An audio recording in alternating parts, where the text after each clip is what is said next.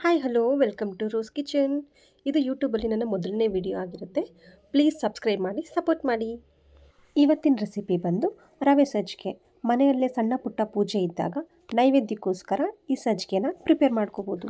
ಈಗ ಬೇಕಾಗಿರೋ ಇಂಗ್ರೀಡಿಯೆಂಟ್ಸ್ನ ನೋಡೋಣ. ನಾನಿಲ್ಲಿ 1 ಕಪ್ ರವೆ ತೊಗೊಂಡಿದ್ದೀನಿ. ಅದಕ್ಕೆ 1.5 ಕಪ್ ಶುಗರ್ ತೊಗೊಂಡಿದ್ದೀನಿ.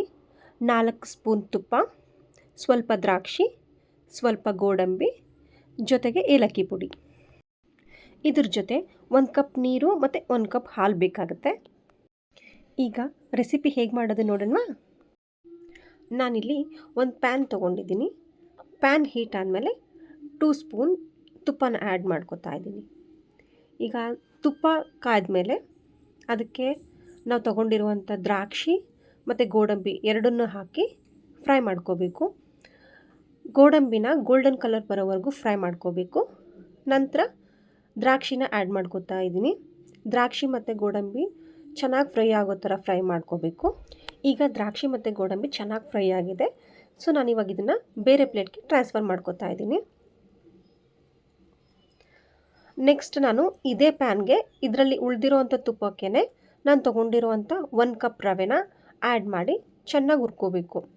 ರವೆನ ಹೇಗೆ ಹುರಿಬೇಕು ಅಂದರೆ ಲೋ ಫ್ಲೇಮಲ್ಲಿ ಇಟ್ಕೊಂಡು ರವೆ ಫುಲ್ ತುಪ್ಪದಲ್ಲಿ ಹುರಿದಿರೋ ಥರ ಘಮ ಬರುತ್ತೆ. ಆ ಥರ ಲೋ ಫ್ಲೇಮಲ್ಲಿ ಇಟ್ಕೊಂಡು ಒಂದು 5 ಮಿನಿಟ್ಸ್ ಚೆನ್ನಾಗಿ ಹುರಿಬೇಕು. ಈಗ ರವೆ ಚೆನ್ನಾಗಿ ಹುರಿದಿದೆ.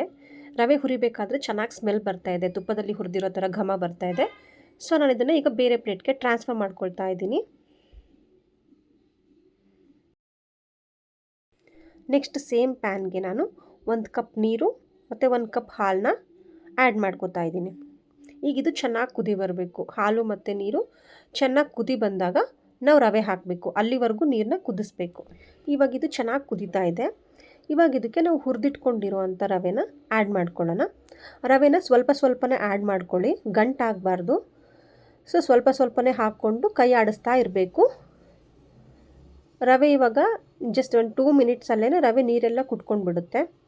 ಸ್ವಲ್ಪ ಗಟ್ಟಿ ಆಗ್ತಾ ಬರುತ್ತೆ. ಒಂದು 2 ಮಿನಿಟ್ಸ್ ಹೀಗೆ ಕೈ ಆಡಿಸ್ತಾನೇ ಇರಬೇಕು. ಇಲ್ಲಾಂದರೆ ತಳ ಹಿಡಿದು ಬಿಡುತ್ತೆ, ಇಲ್ಲಾಂದರೆ ಗಂಟಾಗುತ್ತೆ.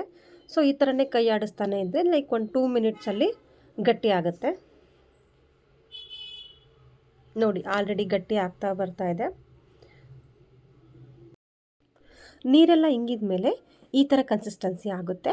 ಈ ಥರ ಆಗೋವರೆಗೂ ನಾವು ಕೈ ಬಿಡದೇನೆ ಕೈ ಆಡಿಸ್ತಾನೆ ಇರಬೇಕು. ಈಗ ಇದು ಚೆನ್ನಾಗಿ ಬೆಂದಿದೆ. ಸೊ ಇದಕ್ಕೆ ನಾವು ಈಗ ಶುಗರ್ನ ಆ್ಯಡ್ ಮಾಡ್ಕೊಳ್ಳೋಣ. ನಾನಿಲ್ಲಿ 1 ಕಪ್ ಶುಗರ್ನ ಆ್ಯಡ್ ಮಾಡ್ಕೊತಾ ಇದ್ದೀನಿ. ಈಗ ಶುಗರ್ ಹಾಕಿದ ತಕ್ಷಣ ಇದು ಲಿಕ್ವಿಡ್ ಫಾರ್ಮ್ ಆಗಿ ಕನ್ವರ್ಟ್ ಆಗುತ್ತೆ. ಇವಾಗ ನೋಡ್ತಾ ಇರಿ, ಶುಗರ್ ಹಾಕಿದ ತಕ್ಷಣ ಮಿಕ್ಸ್ ಮಾಡ್ತಾ ಇದ್ದೀನಿ ನಾನು. ಚೆನ್ನಾಗಿ ಮಿಕ್ಸ್ ಮಾಡ್ಕೋಬೇಕು.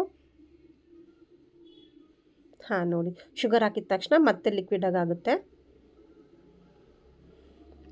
ಶುಗರ್ ಎಲ್ಲ ರವೆಗೆ ಚೆನ್ನಾಗಿ ಕೋಟ್ ಆಗೋ ಥರ ಚೆನ್ನಾಗಿ ಫ್ರೈ ಮಾಡ್ಕೋಬೇಕು ಶುಗರಲ್ಲೇ. ಈಗ ರವೆ ಚೆನ್ನಾಗಿ ಬೆಂದು ಸಾಫ್ಟಾಗಿ ಆಗಿರುತ್ತೆ.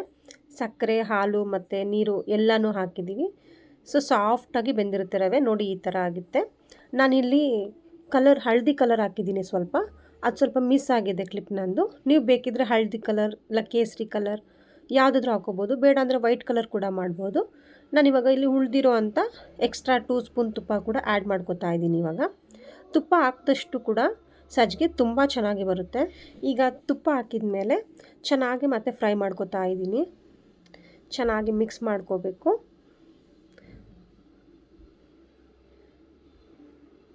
ಈಗಿದು ಆಲ್ಮೋಸ್ಟ್ ಆಗಿದೆ. ಹೇಗೆ ಗೊತ್ತಾಗುತ್ತೆ ನಮಗೆ ಇದು ಆಗಿದೆ ಅಂತ ಅಂದರೆ, ನಾವೀಗ ತುಪ್ಪ ಎಲ್ಲ ಹಾಕಿದ ಮೇಲೆ ಮತ್ತೆ ಫ್ರೈ ಮಾಡಬೇಕಾದ್ರೆ, ಮಿಕ್ಸ್ ಮಾಡಬೇಕಾದ್ರೆ ಅದು ತಳ ಬಿಡ್ತಾ ಇರುತ್ತೆ. ಆವಾಗ ನಮಗೆ ಗೊತ್ತಾಗುತ್ತೆ ಇದು ಆಗಿದೆ ಅಂತ. ನೋಡಿ ಎಲ್ಲ ಒಂದು ಕಡೆಯಿಂದ ನಾನು ಹಿಂಗೆ ಮಿಕ್ಸ್ ಮಾಡ್ಕೊತಾ ಬಂದಂಗೆ ತಳ ಬಿಡ್ತಾ ಬರ್ತಾಯಿದೆ. ಸೊ ಈ ಟೈಮಲ್ಲಿ ನಾನಿವಾಗ ಉಳಿದಿರೋ ಅಂಥ ಏಲಕ್ಕಿ ಪುಡಿ ಮತ್ತು ಹುರಿದಿಟ್ಕೊಂಡಿರೋ ಅಂಥ ದ್ರಾಕ್ಷಿ, ಗೋಡಂಬಿ ಎರಡನ್ನೂ ಹಾಕಿ ಚೆನ್ನಾಗಿ ಮಿಕ್ಸ್ ಮಾಡ್ಕೊತಾ ಇದ್ದೀನಿ. ನೋಡಿ ನನಗೆ ಮಿಕ್ಸ್ ಮಾಡಬೇಕಾದ್ರೆ ಹೇಗೆ ಪ್ಯಾನ್ ಬಿಡ್ತಾ ಇದೆ, ಈ ಥರ ಮಿಕ್ಸ್ ಮಾಡಬೇಕಾದ್ರೆ ಈ ಥರ ಪ್ಯಾನ್ನ ಬಿಡುತ್ತೆ. ಆವಾಗ ನಮಗೆ ಗೊತ್ತಾಗುತ್ತೆ ಓಕೆ ಕನ್ಸಿಸ್ಟೆನ್ಸಿ ಚೆನ್ನಾಗಿದೆ, ಇವಾಗ ಇದು ಕುಕ್ ಆಗಿದೆ ಅಂತ ನಮಗೆ ಗೊತ್ತಾಗುತ್ತೆ. ನಿಮ್ಗೆ ಇನ್ನೂ ಡೌಟ್ ಇದೆ ಅಂದರೆ ಸ್ವಲ್ಪ ಕೈಯಲ್ಲಿ ತೊಗೊಂಡು ಈ ಥರ ಹಿಂಗೆ ಉಂಡೆ ಥರ ಮಾಡ್ಬೋದು. ಇಲ್ಲ ಕೈಗೆ ಹಿಂಗೆ ಜಸ್ಟ್ ಟಚ್ ಮಾಡಿ ನೋಡಿದ್ರೆ ಕೈಗೆ ಅಂಟ್ತಾ ಇಲ್ಲ ಅದು ಅಂದರೆ ಪರ್ಫೆಕ್ಟಾಗಿ ಆಗಿದೆ ಅಂತ. ಈಗ ನೋಡಿ ಸ್ವಲ್ಪ ಕೂಡ ಪ್ಯಾನ್ಗೆ ಅಂಟ್ಕೊಳ್ತಾ ಇಲ್ಲ. ಈ ಥರ ಆಗಿದೆ ಅಂದರೆ ಸಜ್ಜಿಗೆ ಪರ್ಫೆಕ್ಟಾಗಿ ಆಗಿದೆ ಅಂತ. ಸಜ್ಜಿಗೆ ರೆಸಿಪಿ ಕೆಲವು ಇಂಗ್ರೀಡಿಯೆಂಟ್ಸ್ನ ಉಪಯೋಗಿಸ್ಕೊಂಡು ಜಸ್ಟ್ ವಿತಿನ್ 10 ಮಿನಿಟ್ಸಲ್ಲಿ ಮಾಡ್ಬೋದಾದಂಥ ರೆಸಿಪಿ ಆಗಿದೆ ಇದು. ಮನೆಯಲ್ಲಿ ಯಾವುದೇ ಅಂತ ಶುಭ ಕಾರ್ಯ ಆದರೂ, ಚಿಕ್ಕ ಪುಟ್ಟ ಪೂಜೆ ಇದ್ದರೂ ಕೂಡ ಈಸಿಯಾಗಿ ಮನೆಯಲ್ಲೇ ಮಾಡ್ಕೊಳ್ಬೋದಾದಂಥ, ನೈವೇದ್ಯಕ್ಕೂ ಮಾಡ್ಬೋದು, ಮನೆಯಲ್ಲಿ ಗೆಸ್ಟ್ ಬಂದರೂ ಕೂಡ ಮಾಡ್ಬೋದು. ತುಂಬ ಈಸಿಯಾಗಿ ಮಾಡ್ಬೋದಂಥ ರೆಸಿಪಿನ ತೋರಿಸ್ಕೊಟ್ಟಿದ್ದೀನಿ. ಇಲ್ಲಿವರೆಗೂ ನನ್ನ ವಿಡಿಯೋ ನೋಡ್ತಾ ಇರೋ ಎಲ್ಲರಿಗೂ ತುಂಬ ಥ್ಯಾಂಕ್ಸ್. ಪ್ಲೀಸ್ ನನ್ನ ಚಾನಲ್ನ ಸಬ್ಸ್ಕ್ರೈಬ್ ಮಾಡದೆ ನೋಡ್ತಾ ಇದ್ದರೆ ಪ್ಲೀಸ್ ಸಬ್ಸ್ಕ್ರೈಬ್ ಮಾಡಿ, ಸಪೋರ್ಟ್ ಮಾಡಿ. Thank you.